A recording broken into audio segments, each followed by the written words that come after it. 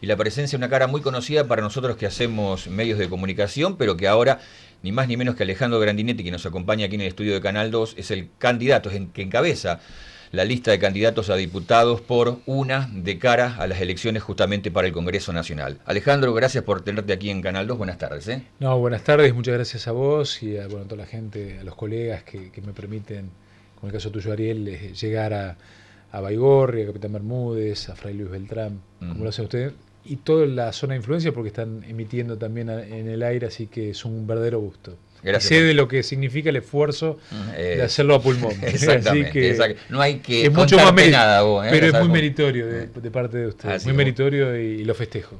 Bueno, Alejandro, desde el Congreso, candidato a diputado, veíamos recién una señora, el tema de la inseguridad, asesinaron a un comerciante.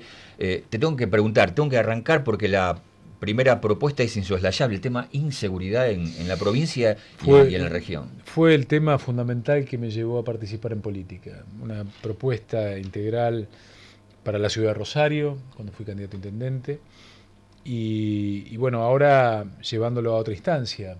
Cuando nosotros lo planteábamos para la ciudad de Rosario, decíamos necesitamos también leyes que acompañen y una decisión política que acompañe lo que teníamos que implementar con cámaras, videovigilancia, cámaras monitoreadas por civil, etcétera, etcétera. Pero eso es todo un mecanismo, yo te diría micro. Lo que necesitamos también, y ahora es la parte de la discusión en la cual nos hemos subido, modificar una estructura de leyes en la República Argentina.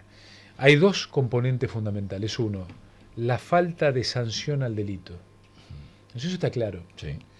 O sea, tenemos la sensación de que hay una impunidad porque muy probablemente aquel que comete un delito no tenga ningún tipo, no le llegue el brazo de la ley. Tenemos que cambiarlo.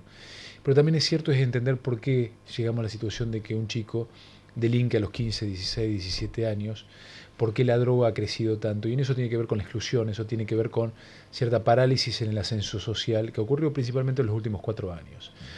Pero vamos a hablar de la parte de la solución inmediata. ¿Qué necesitamos? Nosotros estamos planteando que las Fuerzas Armadas colaboren, no frontalmente, pero que colaboren logísticamente en la lucha contra el narcotráfico. Necesitamos discutir una ley de derribo. ¿Para poner en riesgo a los ciudadanos que trabajan? No.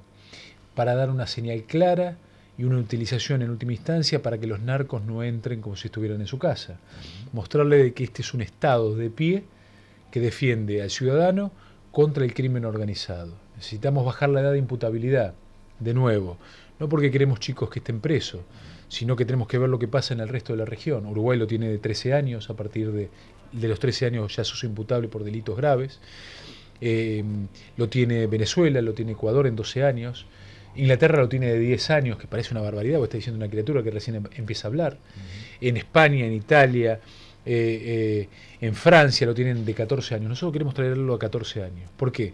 Porque muchos de estos jóvenes que comienzan a entrar en el mundo del delito terminan o muertos cometiendo un delito, como pasó con el taxista hace un par de semanas, de días atrás en Rosario, o terminan matando y siendo recurrente con ese asesinato, como pasó con el comerciante que lo mataron en calle Provincia Unidas al 1100. Entonces, es una verdadera tragedia, porque muchos de estos jóvenes que matan y asesinan, y que roban, tienen problemas de adicciones, y para ello tampoco hay un plan concreto para las adicciones. Bueno, Granadero Baigorria tiene un centro de recuperación de adicciones, pero tiene que ser una política global. Nosotros estamos proponiendo, yo particularmente estoy proponiendo, que cuando lleguemos al Congreso se establezca un impuesto a las bebidas alcohólicas de un punto 5, y que el producido de ese impuesto vaya directamente a la recuperación en adicciones, para el alcoholismo y para la drogadependencia. Y que lo que le rematemos de bienes a los narcotraficantes, que ha sido aprobado en el Senado, sin embargo en diputado no se ha tratado, rápidamente una parte de ello también sea para la recuperación de adicciones. O sea, tenemos que atacarlo desde dos lugares. Primero, de decir, acá hay un orden, acá está el Estado. Tiene que ser clara la presencia de retenes de gendarmería, de prefectura, de la policía provincial, que está muchas veces entremezclado en bandas criminales, como desgraciadamente pasó con los monos, con un Tonioli preso, pero hasta que no lo pongamos a esto como una fuente de debate en el Congreso Nacional, donde tenemos que definir las leyes, no vamos a tener una solución. Y por primera vez en más de 30 años de democracia vamos a tener un Congreso con participaciones de 3/3. El Frente Renovador, o lo que es UNA, el kirchnerismo y la Cámpora con otra parte, y el PRO en otra parte. Con lo cual es bueno, porque vamos a necesitar de que todos nos pongamos de acuerdo en políticas de Estado. Hay ¿no? buscar consenso para sacar las leyes. Para sacar leyes fundamentales, una lucha frontal contra la pobreza, no tengamos miedo en decir efectivamente cuáles son los índices, que no es atribuible a un gobierno determinado, tenemos que todo como clase dirigente tenemos que saber, tener un diagnóstico claro de lo que está pasando para cambiarlo. No tenemos menos pobres que en Alemania. Yo lamento decirle a los funcionarios que dicen eso, que están equivocados, que nos mienten, y que eso genera un gran daño. No un gran daño al gobierno en turno, sino a las políticas que tenemos que implementar y a la responsabilidad de la oposición también.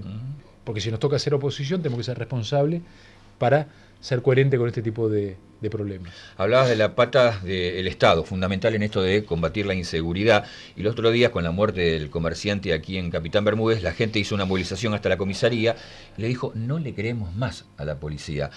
No queremos saber nada, no previenen el delito, no están a la altura de la circunstancia. ¿Cómo se logra? Porque esto se sale con política, con obviamente movimientos que tienen que ver con el perfeccionamiento de la policía. ¿Cómo recuperamos ese valor, ese concepto que tenía la gente hace 50 años atrás para el trabajo de la policía, Alejandro? Recuperando la institución, pero también las leyes. ¿Por qué? Porque si hay un policía que incumple, tiene que ir preso, con un agravante. Ahora, el que cumple la ley lo tenemos que cuidar con la fuerza de la ley. Y si matan a un policía, efectivamente aquel que tiene la decisión de herirlo o matarlo, tiene que saber que la justicia va a ser muy dura con él. Eso es la manera de diferenciar los buenos de lo malo. De los buenos políticos, de los malos políticos, de los políticos que roban, vayan presos y que sea imprescriptible el delito de corrupción en el Estado. También estamos pidiendo eso. Cuando veamos un narcotraficante preso, un político que robó, que no solamente va preso y que puede ser juzgado hasta el último día de su vida. Eso es imprescriptibilidad, sino que tienen que devolver el dinero. No una parte, todo el dinero y responder con su patrimonio. Entonces, digo, eso es devolverle la credibilidad de la gente de lo que está ocurriendo. Mira, creo que tenemos una sociedad primero descreída. Nosotros como periodistas, en mi caso yo tuve 28 años, vos sos un poco más joven que yo, me parece, aunque tenés canas. 47 tengo. ¿47 tenés? Sí. Bueno, soy 2 años más viejo que vos. Pero nos ejercitamos primero en el descreimiento. Absolutamente. Porque el primer pecado que no puede cumplir un periodista es el de ser crédulo. Pero este nuevo rol que estoy transitando ahora me hace confiar plenamente y sin ponerme colorado de llevar adelante lo que realmente estoy convencido que nos puede ayudar a cambiar la vida. Porque hubo mucho dolor, porque mataron al hermano de Pablo Procopio y está impune, porque mataron al otro hijo de un amigo mío como era Enrique Bertini, que lo veía todos los fines de semana, porque nuestros hijos compartían un deporte en forma conjunta. Entonces ya hay mucha sangre, hay mucho dolor.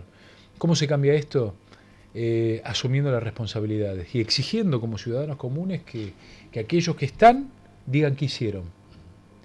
Y los que vienen que digan qué es lo que van a hacer. Y cuando después vuelvan, que digan efectivamente si cumplieron o no.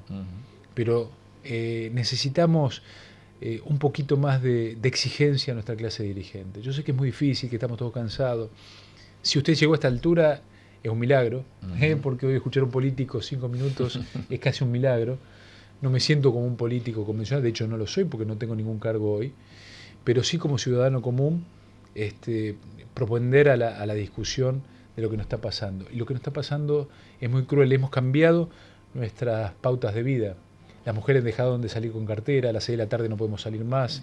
Las plazas son lugares ajenos hacia nosotros. La vereda que antes salían los vecinos también es un lugar ajeno. Entonces, ¿cómo lo recuperamos? Que en vez de encarcelarnos nosotros, porque a las 7 de la tarde ponemos la alarma, largamos los perros, ponemos la reja, la tranca, y ahora estamos tranquilos. Nos encerramos nosotros en el calabozo y los delincuentes están sueltos.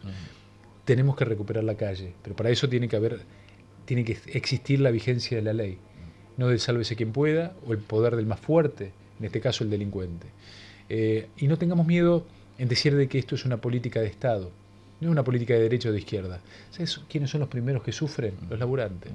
Absolutamente. Si queremos ser progresistas, les decimos a los progresistas, acompañemos efectivamente las leyes que nos protejan a los ciudadanos, que protejan a los trabajadores, a la docente que se levanta a las 6 de la mañana para ir a una escuela, al que va a un centro de salud, recién vengo de un centro de salud.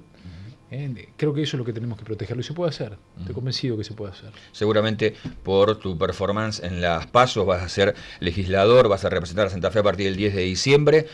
Nos imaginamos un Grandinetti caminando, recorriendo igual la provincia a partir justamente de tu mandato. Es cuando empieza el trabajo. Digo, esto, como cualquier delegación, está en el Código Civil para el representante comercial. En este caso es un representante mucho más complejo, porque es un representante de la fe pública. O sea, vos te estás haciendo cargo de algo que dijiste que ibas a hacer.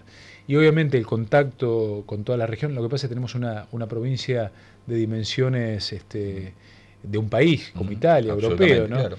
Y ahora que la estoy recorriendo me doy cuenta de lo difícil que es y la variedad de reclamos concretos que hay. En el norte no hay un problema fundamental con el tema de la inseguridad como lo hay en el sur. Claro. Pero sí con el tema de la caña de azúcar, sí con el tema de la ganadería. En definitiva, sí, hay que recorrerlo, el compromiso está tomado y espero, volver ya como diputado y decir cuáles fueron las leyes que hemos impulsado y el comportamiento del resto de los colegas, de los 19 legisladores, ante leyes que hemos propuesto. Mi idea es que nos podamos poner de acuerdo, por lo menos los santafesinos, en estas cuestiones fundamentales. Incluso puede haber ideas superadoras a las nuestras, sería bueno escucharlas. Te esperamos por el 10 de diciembre. Gracias, Ariel, muy amable. Gracias. Y que sigan con esto, y quiero decir que nos dejaron trabajar absolutamente libres, no me preguntaron nada, no hay pauta, no hay nada, y eso habla muy bien del periodismo con ganas de informar. Así que muchísimas gracias. Gracias. Alejandro Grandinetti, entonces candidato, encabeza la lista de diputados nacionales por Santa Fe del Frente Renovador de UNA para las próximas elecciones del 25 de octubre.